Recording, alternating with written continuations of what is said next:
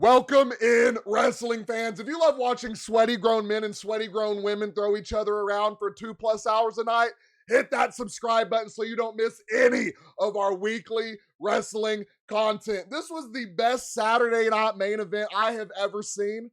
Granted, this is the second Saturday night main event I've ever seen, and of course it was over the top. John Cena is officially retired, ladies and gentlemen. And I'm not gonna lie, it doesn't hit me like it's hitting some of y'all, because I just started watching the WWE during SummerSlam, but I've loved every moment since. We're going to talk about Saturday night main event. We're going to talk about Monday Night Raw. We're going to break down the Masked Man reveal all in this video. So let me know down below, who is your favorite wrestler down in the comments. We are starting with the Saturday night main event, which I think was absolutely amazing. Obviously, wrestling fans are so weird. I feel like y'all hate absolutely everything. There's not really been an event where I've just been like, man, this is absolutely terrible, other than maybe WrestlePalooza. I do feel like WrestlePalooza was a little lackluster, but here I go, turning into an actual WWE fan. Saturday night main event, I loved this because I loved all the new up-and-coming talent, starting with Oba Femi.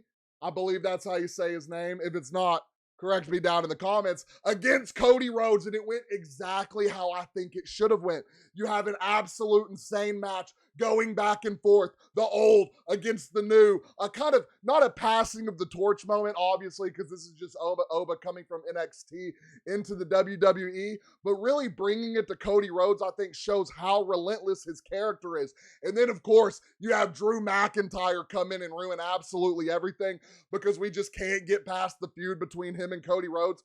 I don't know where that's going to go. I don't know if Drew McIntyre is going to eventually get another title shot. I don't know if that's what we're going towards at WrestleMania. I sure as God hope not. But Oba Femi, once that all happens, he stands up, and Drew McIntyre, a big dude, and it really shows how big Oba Femi is, standing over him, looking at him, and just pushing him to the ground, showing how strong he is, when Drew McIntyre just looks up, cowering down in fear. Oh, I have to deal with this guy now? This is going to be some fun WWE in the up-and-coming months, ladies and gentlemen, and that's not the only one. We have Sol Ruca taking on Bayley, and y'all already know, I cannot stand Bayley. I cannot stand her, and Sol Ruca going out there and putting absolute belt. And I'm honest, I thought she was going to lose, but I like that this really showed all the up-and-coming stars. You know, you had Oba Femi, a big brute, a big dude who's going to go out there and brutalize people. Sol Ruca, Leon Slater, Javon Evans, High Flyers. Sol Ruca does not get enough love, what she was out there doing. At one point, I guess it's her like signature move. Lord, I forget what it's called. The like little backflip thing she does off the turnbuckle. Insanity. It literally made me sit up like, what is going on right now? The WWE is in such good hands, and I'm happy Sol Ruca won that match. Again, because I do not like Bayley. It is what it is. Then we had Leon Slater and Javon Evans. Javon Evans, I've been begging for months since I really started watching WWE. This is really one of the first young and upcoming guys I was put on to get him on the main roster. And it looks like he is now officially on the main roster. He does have a match on next Monday Night Raw against one of the Americana guys. I don't know who it is, but one thing I do know, it's going to be an absolute banger. Him and Slater. And this is going to sound crazy. I didn't watch a lot of WWE back in the day, but I do know the Hardy brothers. And they give me those vibes, the way they are just a high-flying duo. I think this is a tag team we can see in the future, and I think it's going to be absolutely insane. And Joe Hendry, I had to make sure he didn't appear somewhere in the background, was the guy who got snubbed out of the John Cena tournament because The Miz couldn't get out of the way of his own ego. And that actually makes me sick, because I said before the whole tournament happened, I said, I want to see Joe Hendry win, or I want to see Javon Evans win. Obviously, neither of that happened, but in the end, I feel like they all win, because I feel like all of these people are finally coming to the main roster. I always say, a lot of people don't like Joe Hendry, and I don't know why. I don't know if it's his entrance.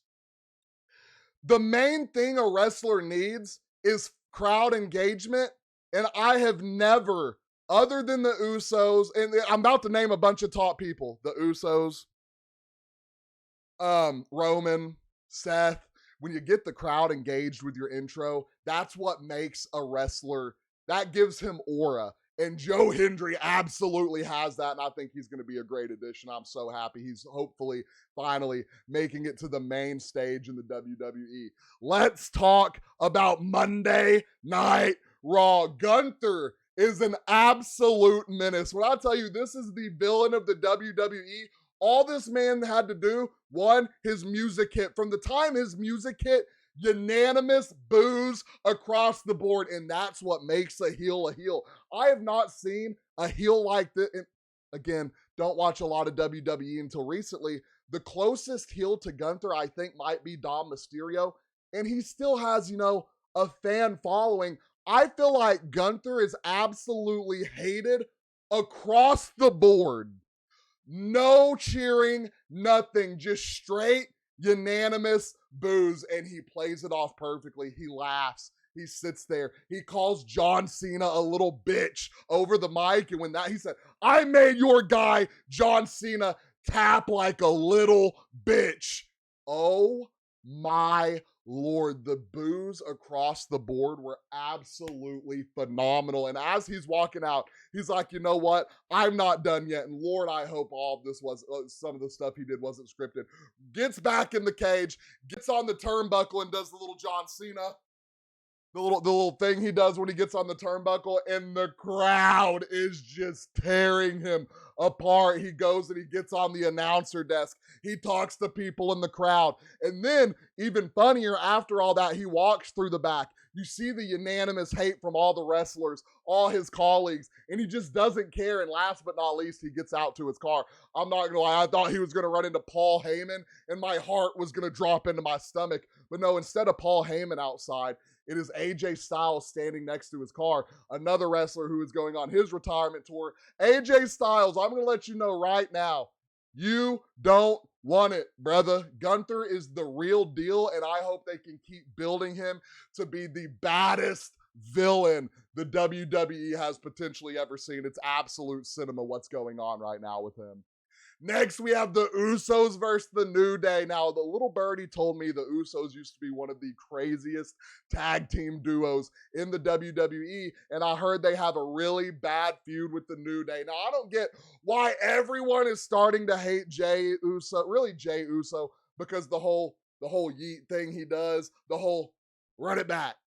And I don't get why people hate that. It's funny, I see all these people online hating on it, this and that, but I see everyone in that crowd yeeting and running it back, ladies and gentlemen. So I don't care how much you hate them. It's the fan engagement, and they're really good. I feel like they're really solid wrestlers. I don't feel like they're the best. I feel like they go out there and they're absolutely entertaining in the ring. I feel like they go out there and they're entertaining on the mic. I don't get why people hate the Usos. Maybe it's fatigue from seeing them night in and night out. Maybe they could use a little break. That's what I thought they were kind of going to when Jay had his little meltdown. I thought we were going to see a little break. I do still think we see Jey Uso turn heel, and here's how I think it goes down. I think the Usos go on this run. I think they beat the New Day. I think we eventually see them getting an absolute banger with Leon and Javon Evans, and I think they beat them. I think they come up on AJ Styles and Dragon Lee, and I don't know how many tag teams they're going to have to go through before they get there.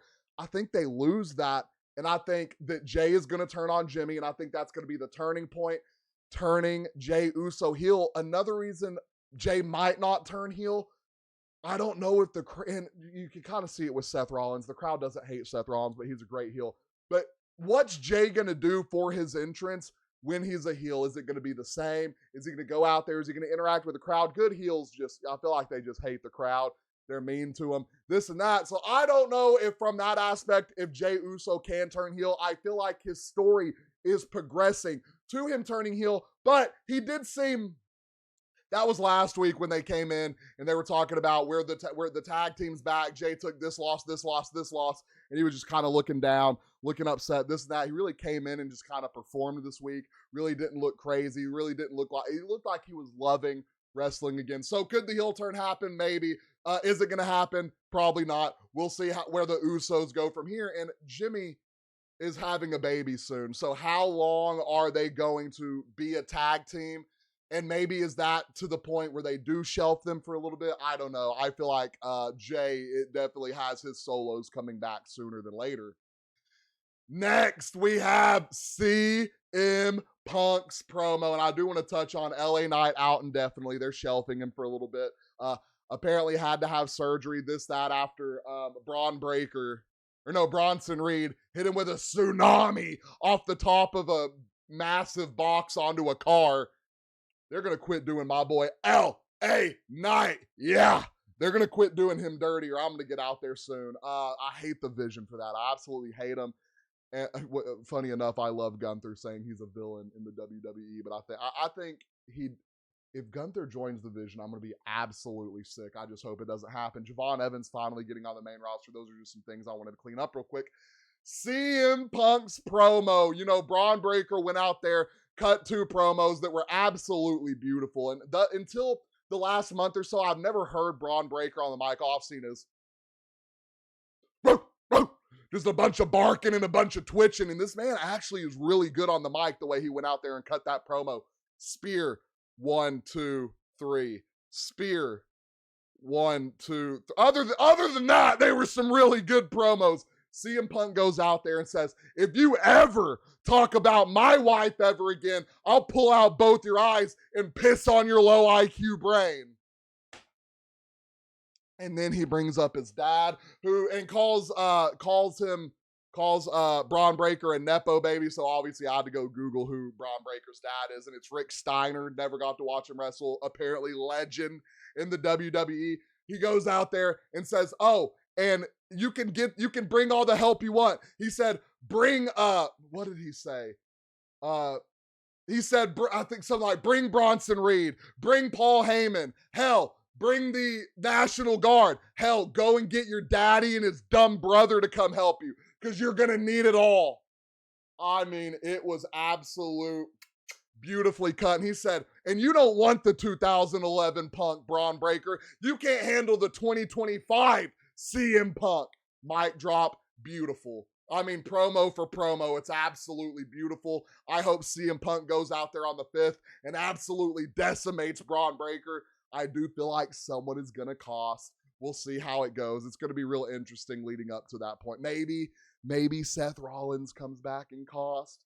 I don't know what the timetable for Seth Rollins is. Maybe he's progressing a little bit faster. I would love to see it happen. Next, we have Stephanie Van Cure and what's next. Now, I think Stephanie Van Cure is an absolute amazing wrestler. I think she has the moves. She just devil kissed someone 10 times in a row last night, which was absolutely insane.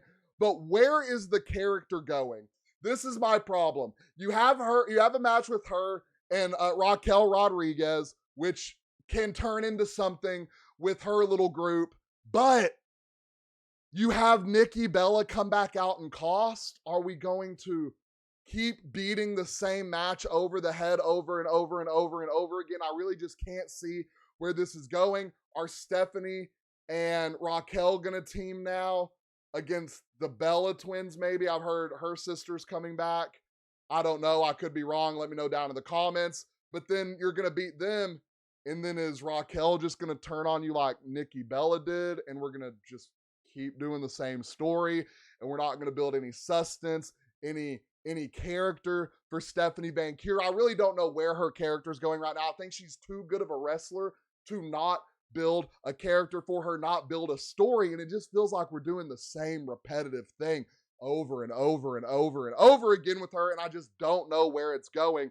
And that's really upsetting to me. It was a good match. I just feel like it's so repetitive at this point. And again, I've only been watching it for a few months. So if I'm thinking it's repetitive, that is not good. We have the Masked Man reveal. Ladies and gentlemen, tonight was the night. Well, last night was the night we found out who the Masked Man is. But first, it comes off the back of, and I was so worried about this. I'm so glad they revealed the Masked Man because I love Rey Mysterio. When that music hits, even though I didn't watch wrestling back in the day, it feels like I'm in 5th grade again. Sitting around all the homies. We all had these WWE pictures in our little binders talking about our favorite wrestlers. Used to play, 2010 SmackDown and Raw. Absolutely ridiculous. What was the best SmackDown and Raw game? Y'all let me know down in the comments. Rey Mysterio's music hits. He goes out there. He has a pretty decent match with Logan Paul. And I want to give Logan Paul his flowers. A guy who came into this already rich, took his image already as someone he knows would be hated and is just building, I think, a absolute great heel and a perfect character, and he plays it off perfectly. And honestly, Logan Paul, a guy I could see eventually turning babyface, and I think people would love him just as much as they hate him. I do like the heel Logan Paul more. That's just something I could see happening in the future, if especially if he keeps building on this heel character. Goes out there, has a good match with Rey Mysterio. Rey hits him with the 619 at the end of the match. But before that, the Vision try to come out, and CM Punk stops that real quick. Hits Bronson Reed and Braun Breaker with a chair as they come down. They have to chase him into the back, and it's just Rey Mysterio and Logan Paul in what you think is a one-on-one. Logan Paul gets hit with a 619, drops his knucks on the turnbuckle. Rey Mysterio picks him up, and as he puts him on, he gets, I forget how it happens exactly. He ends up on the ropes, and then the masked man comes out and curb stomps him off the rope, and then we see him. All hell ensues. Logan Paul, I think, pins Rey. No, it's either Logan Paul pins Rey Mysterio or the match is called. You have Bronson Reed come out, Braun Breaker, CM Punk. You have the CM Punk's over here talking to the masked man. He runs up to the stairs. He turns around and takes his mask off, and who is it? Austin Theory. And I'm so upset I really can't get excited about that, because unlike y'all, I have not experienced Austin Theory before. I still think it was an amazing reveal. So down in the comments, let me know what you thought about the Austin Theory reveal. Are you happy it's Austin Theory? Are you upset it's Austin Theory? To the point when CM Punk finds out it's Austin Theory, throws his belt on his shoulder, gets down, and here comes Braun Breaker with a 1, 2, 3 spear, taking out CM Punk, ending Monday Night Raw. And I just think that this event was absolutely amazing. I feel like I have not watched a Monday Night Raw that has missed since I've started watching. And there is just so much story being built. I don't know what's going to happen at this point on the 5th. I don't know if CM Punk's going to win the belt, retain. I don't know if Braun Breaker is going to be and new. I don't know what's going to happen with the women's tag team match. I don't know what's going to happen with the women's title. I just know January 5th. And I really don't know what they're going to do with the masked man at this point, because he's been helping the Vision, but obviously I really don't think Paul Heyman knew what it was, because you could see Braun Breaker in the ring just like, okay, I see where we're going with this. So is he going to join the Vision? I don't know. They're going to be this young group of outstanding up-and-coming wrestlers. It's going to be cool to see how they progress and how they're going to build a team to defeat the Vision, or if they're going to defeat each other from the inside. So we have all these theories. We have all these moments. I need you to let me know your theory down in the comments. Don't forget, like and subscribe.